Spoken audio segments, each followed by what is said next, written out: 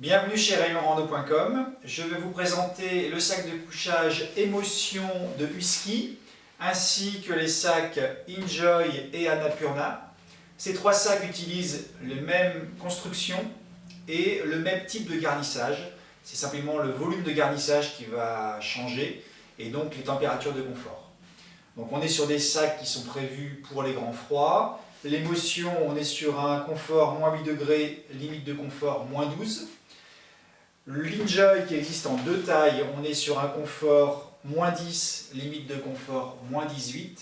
Et puis le plus chaud, l'Annapurna, on est sur une température de confort de moins 12, limite de confort moins 19. Donc concrètement, ces sacs utilisent un garnissage synthétique Invista Calophylle. C'est un garnissage en fibre creuse, donc une fibre creuse 7 canaux qui assure à la fois un très bon pouvoir gonflant et également une bonne résistance à l'humidité. Alors au niveau de la construction, ce qu'il faut déjà signaler, c'est que au niveau des pieds, on a un renfort avec un caisson intérieur qui est amovible. Donc éventuellement on peut l'enlever pour gagner un peu de poids et d'encombrement, mais sinon ça assure une protection thermique supplémentaire au niveau des pieds.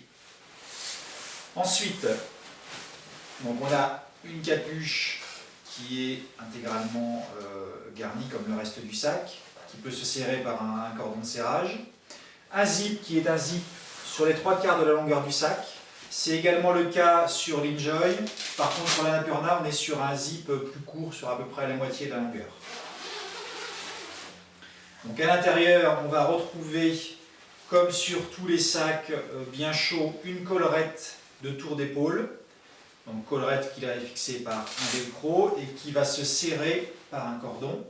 Donc là, l'objectif de la collerette, c'est toujours d'éviter les fuites d'air chaud quand vous bougez pendant la nuit. Donc pour vraiment assurer une protection thermique maximale.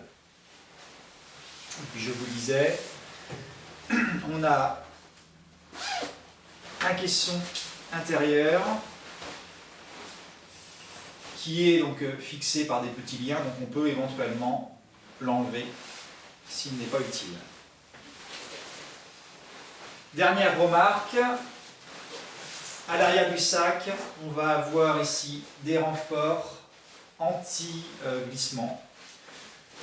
Donc si on dort dans des conditions inconfortables, ça permet de conserver un sac qui reste bien stable.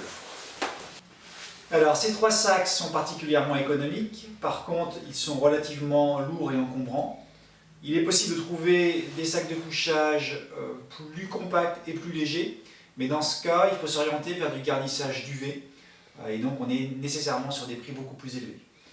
Les sacs sont fournis avec une housse de rangement et des sangles de compression, donc ça permet de réduire légèrement le volume, mais ça ne change pas significativement le volume général du sac.